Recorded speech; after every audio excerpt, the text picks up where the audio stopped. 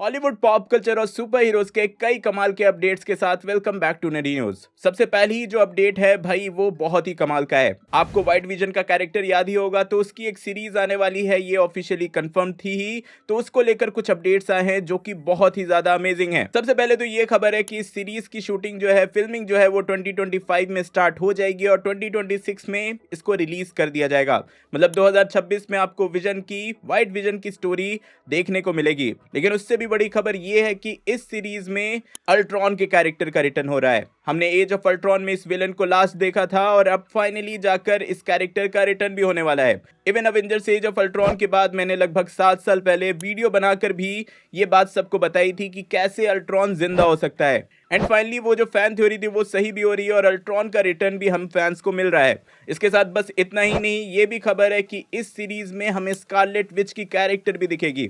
मतलब वांडा का कैरेक्टर का रिटर्न भी इस सीरीज में होने वाला है, विच मीन्स कि भाई ये सीरीज कुछ नेक्स्ट लेवल की होने वाली है। एमसीयू के लिए कुछ बड़ा यहाँ होने वाला है, क्योंकि ऑब्वियस है यार, अल्ट्रॉन जैसे बड़े विलन्स को ऐसी मजाक में तो नहीं दिखाया जा सकता। इस पे आपके क्या थॉट्स हैं कमेंट में जरूर बताना। आगे बढ़े तो है भाई अपना डेडपूल एंड वुल्वरीन, जो कि रिकॉर्ड्स पे रिकॉर्ड्स हर वीक तोड़ते जा रहा है और इस वीक 1.2 बिलियन डॉलर से ज्यादा कलेक्शन करने के बाद ये movie top 10 highest grossing super hero movies की लिस्ट में आ चुकी है, कैप्टन मार्वल को पीछे छोड़ते हुए, जो कि बहुत ही ज्यादा अमेजिंग है। स्पेशली फैंस बहुत ज्यादा खुश है और भाई ऐसा लग रहा है कि हर वीक ये कोई ना कोई नया रिकॉर्ड तो बना ही लेगी। आपको पहले ही बता दूं कि ये highest grossing R rated movie already बन चुकी है, जोकर को पीछे करते हुए। और हाँ, इससे ये एक नया कॉन्सेप्ट आर्ट रिवील किया गया जिसमें आप देख सकते हो क्लासिक अवेंजर्स के पीछे डेडपूल है। ये सीन मूवी में होने वाला था बट इस सीन को दिखाया नहीं गया, ऑब्वियसली बजट रीजंस के चलते।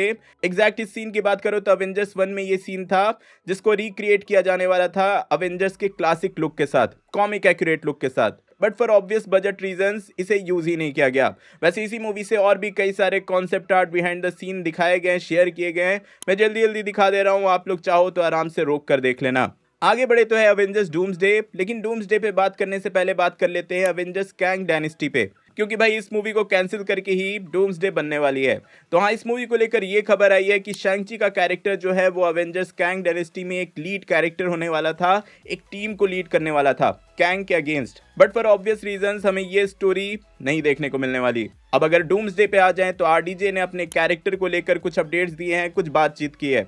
जहां सबसे पहले तो आरडीजे ने ये रिवील किया कि केविन फैगी ने उन्हें कैसे अप्रोच किया था डॉक्टर डूम के कैरेक्टर को प्ले करने के लिए। जहां केविन फैगी ने उन्हें ये बोला था कि क्या हो सकता है एमसीयू में कि वो स्टोरी में आगे भी बढ़ें, पास्ट के साथ छेड़छाड़ भी नहीं करें और ऑडियंस की जो हाई एक्सपेक्टेशंस है उसको भी पूरा करें। और इसका आंसर उन्हें लगा doctor Doom. And for obvious reasons RDJ को इस कैरेक्टर में कास्ट किया गया, क्योंकि भाई आरडीजे जो हैं वो एमसीयू से बहुत ही ज्यादा कनेक्टेड हैं और फैंस जो हैं वो आरडीजे से बहुत ज्यादा कनेक्टेड हैं। तो एक तरह से विन विन कंडीशन हुआ सबके लिए ही। लेट्स सी जो ये जो नई स्टोरी है डॉक्टर डूम वाली आरडीजे के साथ वो काम करती है या नहीं।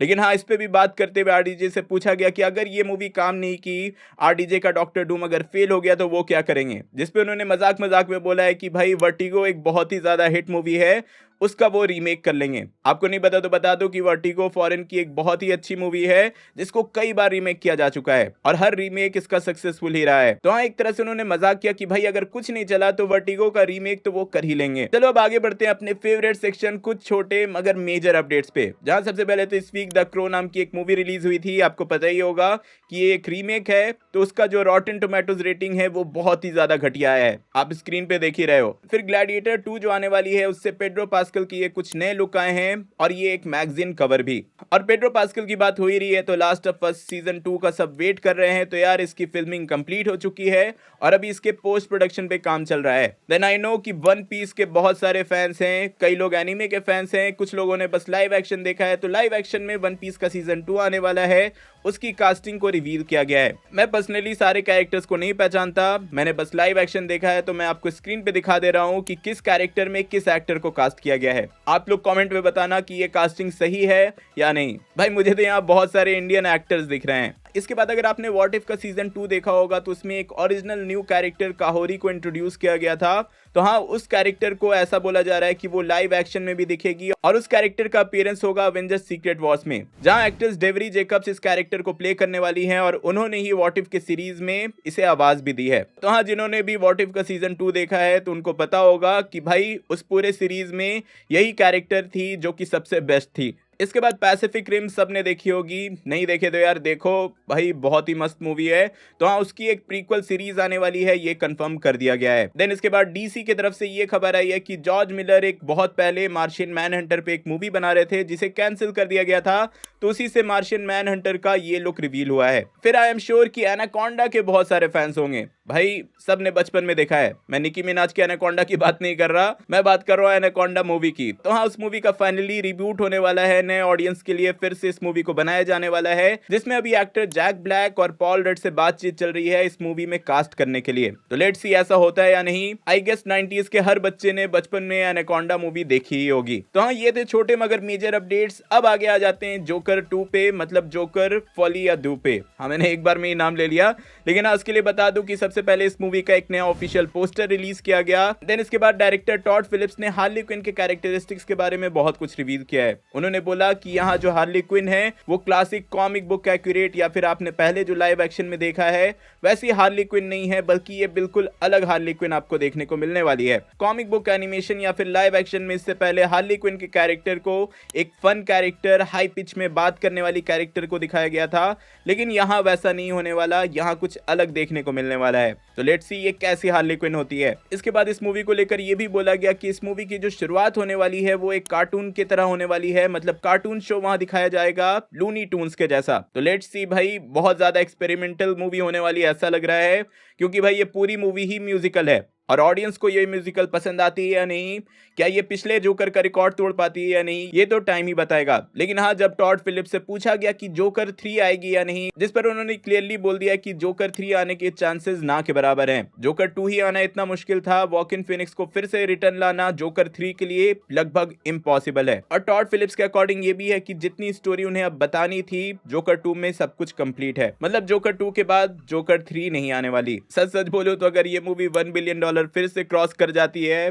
तो जोकर 3 भी आएगी, देख लेना। ये स्टूडियो वाले भाई पैसे के पीछे ही भागते हैं। आगे बढ़ते हैं एमसीयू के कुछ नए सीरीज एंड मूवीज और उससे रिलेटेड अपडेट्स पे, जहां सबसे पहले तो आयरन हार्ट की जो सीरीज आ रही है उससे उनका ये फर्स्ट लुक रिवील किया गया। फिर डेयरडेविल बॉर्न अगेन सीरीज से डेयरडेविल का ये फर्स्ट लुक रिवील हुआ है। थंडरबोल्ट्स की जो मूवी आने वाली है उसके पूरे टीम का ये एक फर्स्ट लुक रिवील हुआ। एंड फाइनली कैप्टन अमेरिका 4 से हैरिसन फोर्ड के रेड हल्क का ये लुक रिवील ऑफिशियली कर दिया गया है। हाँ, मुझे पता है कि ये सारे ही लुक्स पहले D23 एक्सपो में रिवील हो चुके थे, बट हाँ अब ऑफिशियली रिवील किया गया है। वैसे ये जितने भी लीक ट्रेलर्स थे वो सब के सब मेरे व्हाट्सएप ग्रुप में हैं, लिंक आपको उसका मेरे डिस्क्रिप्शन और पिन कमेंट में मिल जाएगा। इसके बाद अपकमिंग सीरीज से ही कुछ और कंफर्मेशन दी गई है, जहां मिस मार्वल की सीजन 2 को कंफर्म कर दिया गया है और इस पे अभी अर्ली प्रोडक्शन में काम चल रहा है। देन हॉकाई की सीजन 2 को भी कंफर्म किया गया, वो भी अर्ली स्टेज में है। और इसके बाद मून नाइट का सीजन 2 जिसका सारे फैंस वेट कर रहे हैं, इसको लेकर ये अपडेट आई है कि भाई इसके सीजन 2 पे भी काम चल रहा है, अभी स्टोरी में कुछ चेंजेस किए जा रहे हैं और ये भी अर्ली डेवलपमेंट में है। इन द एंड आ जाते हैं इस वीक रिलीज हुए कुछ ट्रेलर्स पे, जहां सबसे पहले तो Lord of the rings universe में